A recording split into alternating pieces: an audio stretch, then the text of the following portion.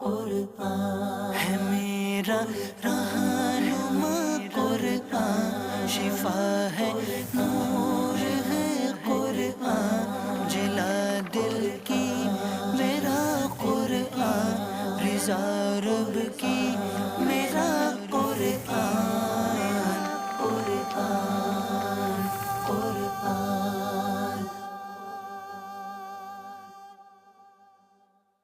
الحمدللہ رب العالمین والصلاة والسلام علی سید المرسلین، اما بعد فاعوذ باللہ من الشیطان الرجیم، بسم اللہ الرحمن الرحیم۔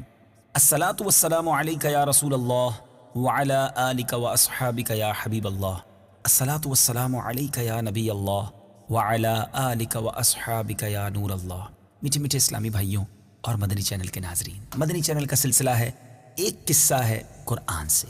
قرآن ہے میرا رہنما، قرآن شفا ہے، نور ہے قرآن، جلا دل کی میرا قرآن، رضا رب کی میرا قرآن، قرآن قرآن۔ آج آپ کو کون سا قصہ سنانا ہے؟ آج آپ کو ایک عروج سے زوال کا قصہ سنانا ہے۔ جی ہاں، ایک ایسا شخص جس کا بڑا عروج تھا، جس کی دعائیں قبول ہوتی تھیں، مگر جب اس کا زوال آیا اس کے ساتھ کیا ہوا، یہاں تک کہ اس کی زبان لٹک کر سینے پر آ گئی۔ جی ہاں، یہ عجیب و غریب واقعہ جو قرآن میں موجود ہے آج آپ کو سنانا ہے۔ توجہ کے ساتھ سنیے۔ بلعم بن باعورہ، یہ شخص اپنے دور کا بہت بڑا عالم تھا اور عابد و زاہد تھا۔ اس کو اسم اعظم کا بھی علم تھا۔ یہ اپنی جگہ بیٹھا ہوا اپنی روحانیت کے بل بوتے پر، اپنی روحانیت کی برکت سے عرش اعظم کو دیکھ لیا کرتا تھا اور بہت ہی مستجاب الدعوات تھا۔ اس کی دعائیں بہت زیادہ مقبول ہوا کرتی تھیں۔ اس کے شاگردوں کی تعداد بھی بہت زیادہ تھی۔ مشہور یہ ہے کہ اس کی درس گاہ میں طالب علموں کی دواتیں، یعنی وہ انک پاٹ جس کو آپ کہہ لیں، جس کے ذریعے لکھا جاتا تھا، وہ کم و بیش 12,000 ہوتی تھیں۔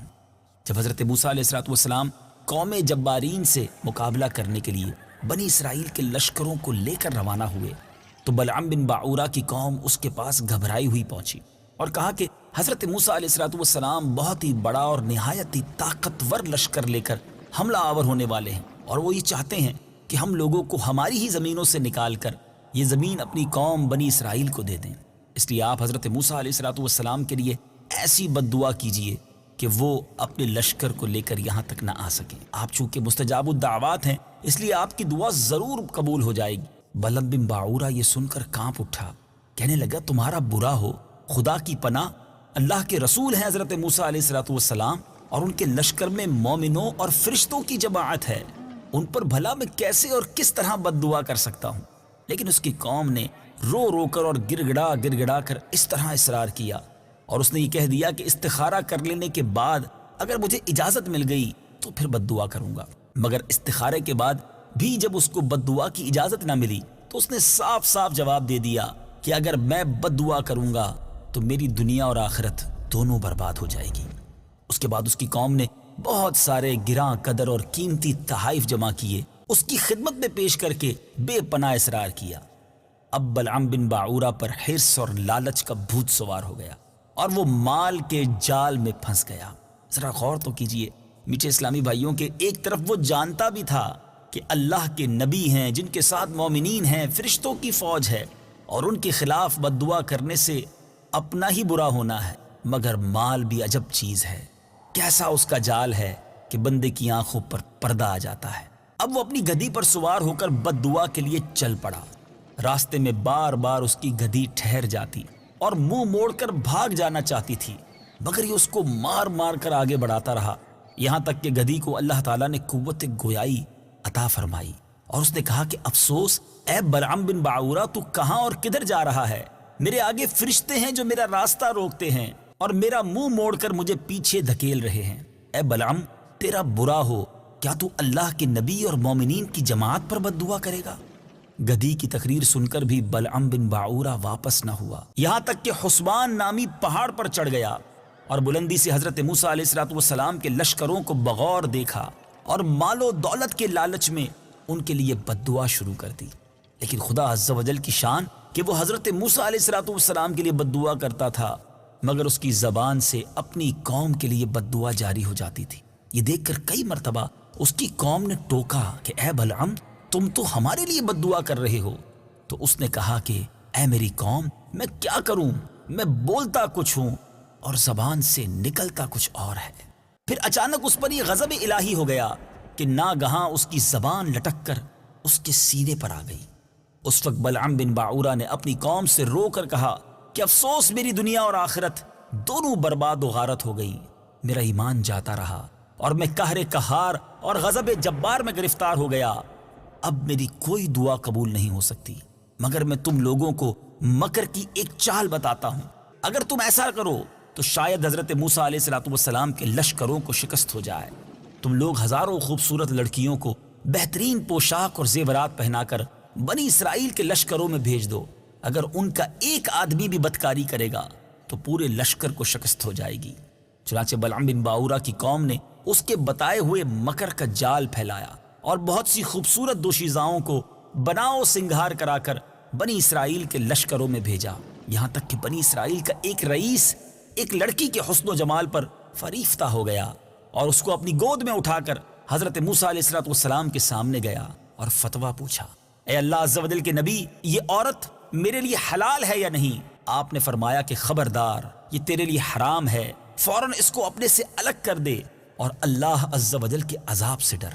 مگر اس رئیس پر غلبہ شہوت کا ایسا زبردست بھوت سوار ہو گیا کہ وہ اپنے نبی علیہ السلام کے فرمان کو ٹھکرا کر اس عورت کو اپنے خیمے میں لے گیا اور بدکاری میں مشغول ہو گئے۔ اس گناہ کی نحوست کا یہ اثر ہوا کہ بنی اسرائیل کے لشکر میں اچانک طاعون کی وبا پھیل گئی اور گھنٹے بھر میں 70,000 افراد مر گئے اور سارا لشکر تتر بتر ہو کر ناکام و نامراد واپس چلا آیا، جس کا حضرت موسیٰ علیہ السلام کے قلب مبارک پر بہت ہی صدمہ ہوا۔ بلعم بن باعورہ پہاڑ سے اتر کر مردود بارگاہ الہی ہو گیا۔ آخر دم تک اس کی زبان سینے پر لٹکتی رہی اور وہ بے ایمان ہو کر مر گیا۔ یہ واقعہ قرآن پاک میں کن الفاظ میں موجود ہے؟ آئیے وہ آیتیں بھی سنتے ہیں اور اس کا ترجمہ بھی سنتے ہیں۔ وَاتْلُ عَلَيْهِمْ نَبَأَ الَّذِي آتَيْنَاهُ آيَاتِنَا فَانسَلَخَ مِنْهَا فَأَتْبَعَهُ الشَّيْطَانُ فَكَانَ مِنَ الْغَاوِينَ وَلَوْ شِئْنَا لَرَفَعْنَاهُ بِهَا وَلَكِنَّهُ أخلد إلى الأرض واتبع هواه فمثله كمثل الكلب إن تحمل عليه يلهث أو تتركه يلهث ذلك مثل القوم الذين كذبوا بآياتنا فاقصص القصص لعلهم يتفكرون۔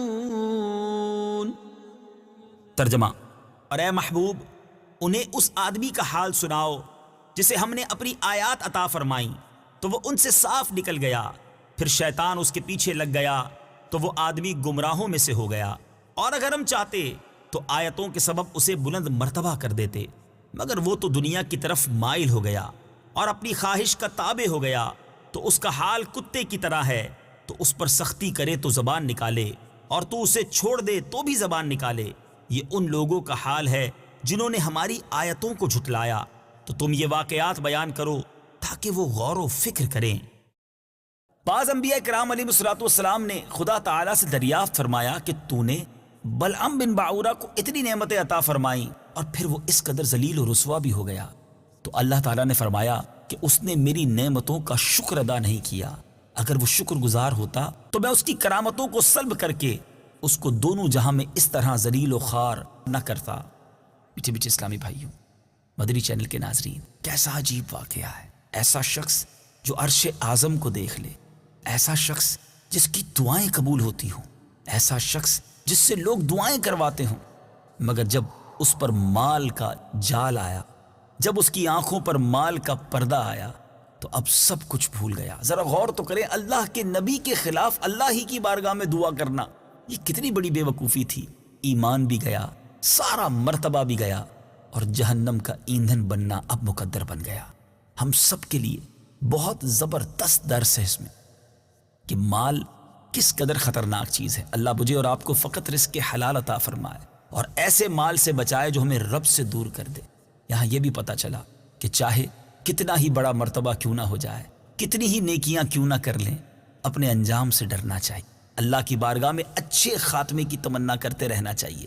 کبھی اپنی نیکیوں پر سیٹسفیکیشن, اطمینان نہیں ہونا چاہیے کہ میں نے تو بڑے حج کر لیے, بڑے عمرے کر لیے, بڑے روزے رکھ لیے, بڑی نمازیں پڑھ لی. نہیں میٹھے اسلامی بھائیوں, ہم نہیں جانتے اللہ تعالیٰ کی خفیہ تدبیر ہمارے بارے میں کیا ہے. ہمیں اپنے ایمان کی بھی فکر کرنی چاہیے, اپنے اعمال کی قبولیت کے لیے رب کی بارگاہ میں دعا بھی کرتے رہنا چاہیے. یہاں ایک اور سبق بھی تو ملتا ہے. حضرت موسیٰ علیہ السلام کا لشکر جس میں ملائکہ اور مومنین تھے, ظاہر اس لشکر کے ناکام ہونے کا کوئی سوال ہی پیدا نہیں ہوتا تھا, مگر اس لشکر کے اندر جب گناہ ہوا, اللہ کی نافرمانی والا کام دیدہ دلیری کے ساتھ ہوا, تو یہ لشکر بھی ناکام ہو گیا, تتر بتر ہو کر رہ گیا. یہاں یہ بھی سیکھنے کو مل رہا ہے چند لوگوں کی نافرمانیاں, چند لوگوں کی برائیوں کی نحوستیں پوری قوم کو تباہ و بربادی کا سبب بھی بنتی ہیں. بعض لوگ کہتے ہیں نا جناب میں اپنی تو نیکی کر لیتا ہوں نا, مجھے کیا ضرورت ہے کسی اور کو نیکی کی دعوت دینے کی, مجھے کیا ضرورت ہے کسی کو گناہ سے بچانے کی. جبھی تو کہا جاتا ہے امر بالمعروف و نہی عن المنکر, یہ بڑا اہم فریضہ ہے. اگر آج ہم نے گھر کے برابر میں, گھر کے قریب جلنے والی آگ کو نہ بجھایا تو کل یہ آگ ہمارے گھر تک بھی آ سکتی ہے. ہم سب نے مل کر کوشش کرنی ہے کہ گناہوں کو پھیلنے سے روکیں, نیکیاں پھیلاتے چلے جائیں, سنتوں کی تبلیغ اور سنتوں کی دعوت دنیا بھر میں پہنچاتے چلے جائیں.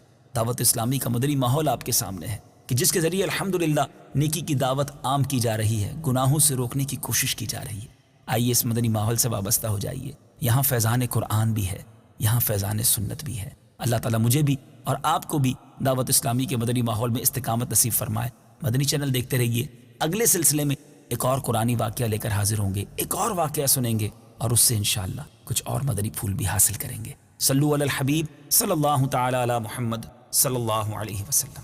قرآن ہے میرا رہنما, قرآن شفا ہے, نور ہے قرآن, جلا دل کی میرا قرآن, رضا رب کی میرا قرآن.